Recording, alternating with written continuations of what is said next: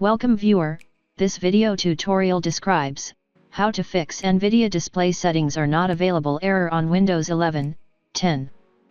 Type System Configuration in Windows search bar, click System Configuration.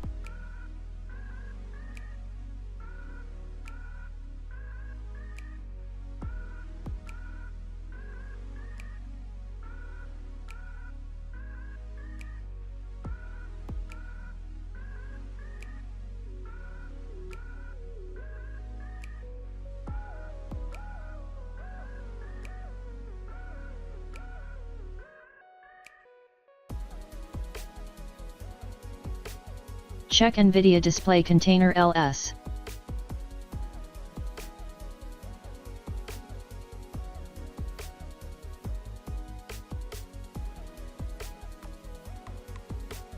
I hope this tutorial helps to you.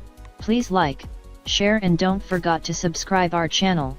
Thank you very much. See you next video.